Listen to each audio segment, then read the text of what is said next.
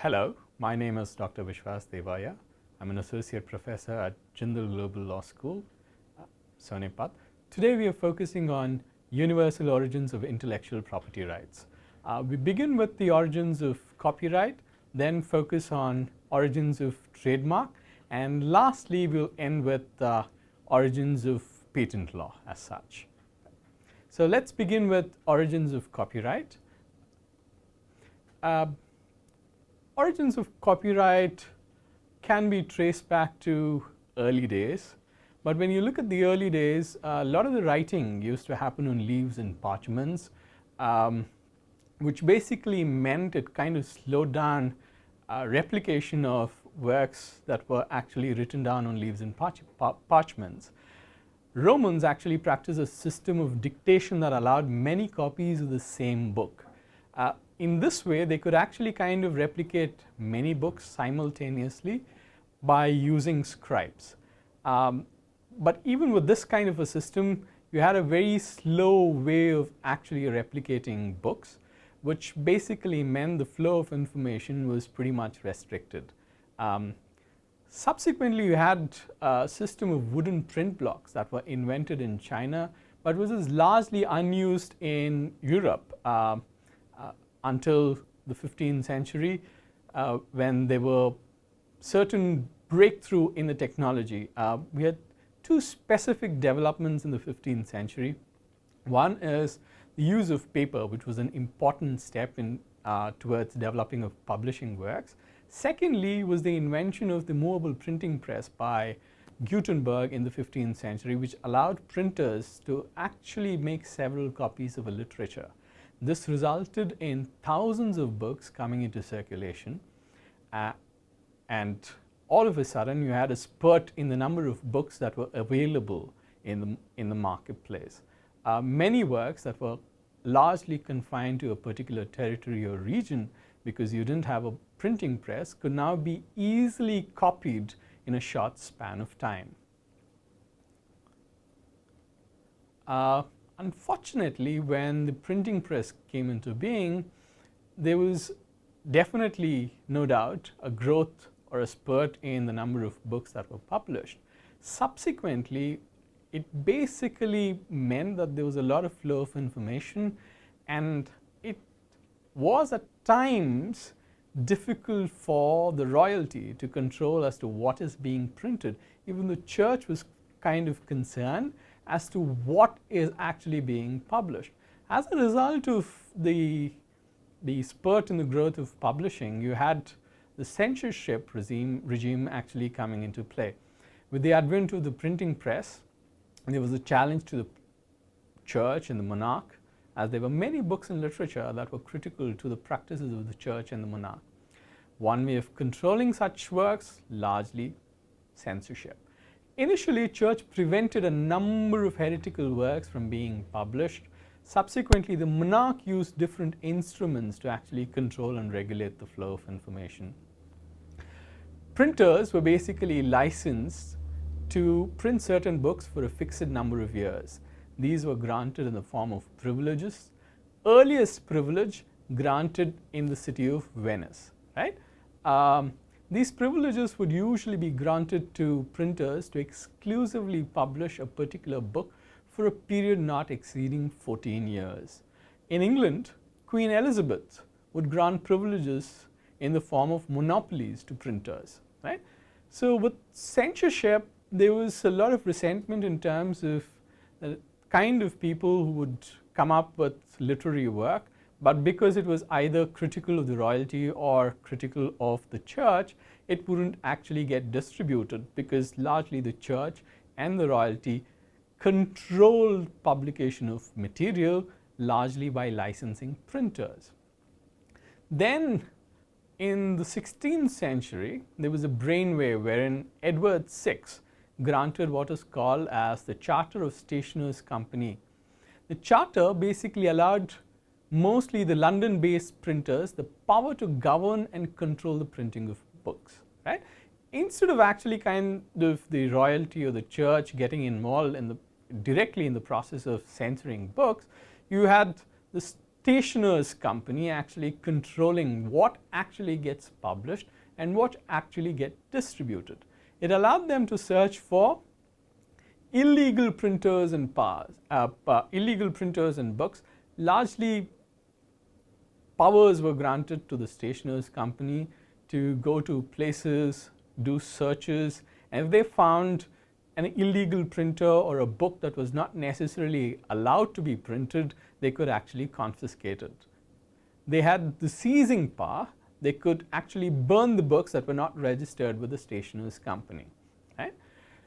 Further, later on, the king effectively exercised the censorship through the company. So, in effect, you had a chain system wherein the king would actually come into play, and he would largely act through the stationers company. The stationers company also benefited as it allowed them to prevent entry of new printers as well as control the flow of information.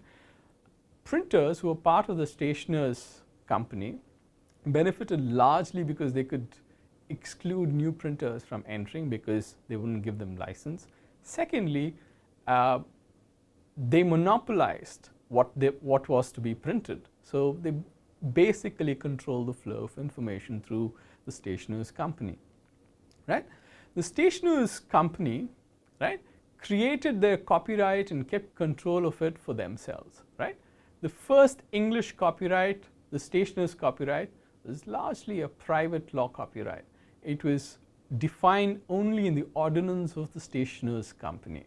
Registration of the book's title was absolutely mandatory. From 1662 onwards, they had passed a licensing act which required anyone who wanted to publish book to get a license before it gets printed and distributed.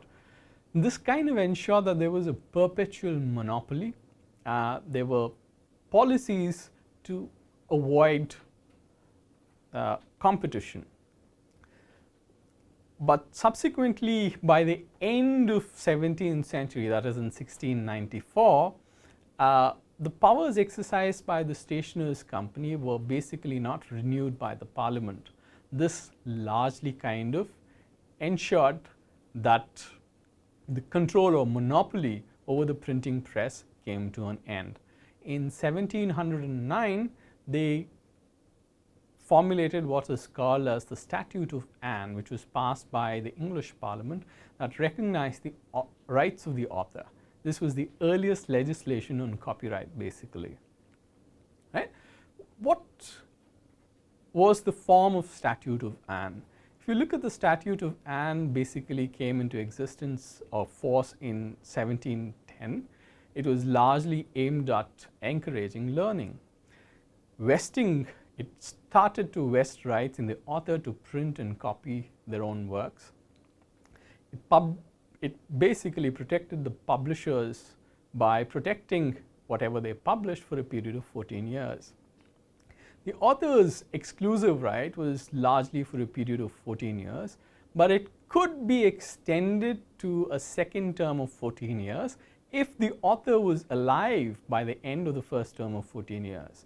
Subsequently, any previous work, that is, any work that was actually written prior to 1710, that is before the Statute of Anne came into force, was also kind of protected for a period of 21 years. So, Statute of Anne was largely aimed at striking a fine balance between the author, publisher and the public. Right?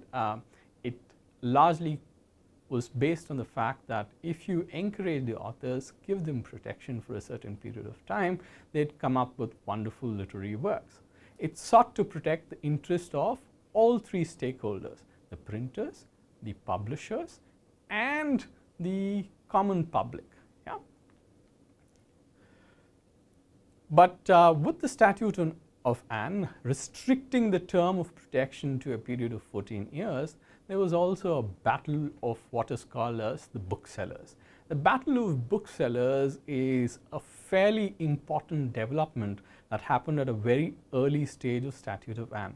Largely, the booksellers who were based in London were completely aggrieved about the duration of the protection.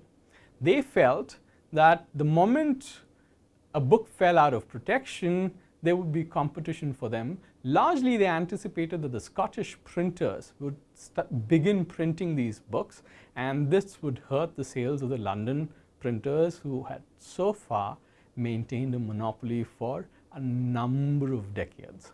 Booksellers argued that common law recognized a perpetual copyright in the author, and there was no time limit at all. And the Statute of Anne, by actually prescribing a time period for the protection of author's work, was completely against the common law principle.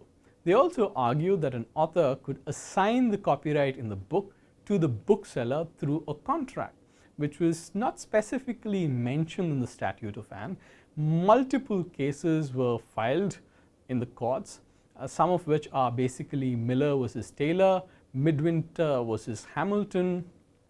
But the most important of all the cases is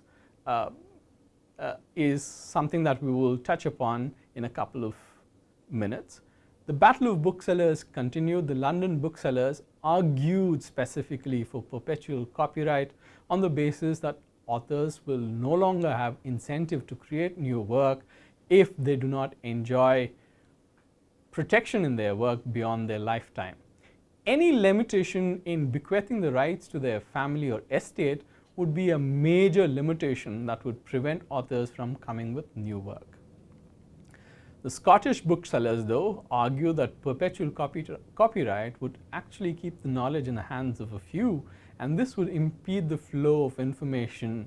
They argue that this is nothing short of actually going back to the Dark Ages. The most important case that was fought during the Battle of Booksellers is known as Donaldson versus Becket.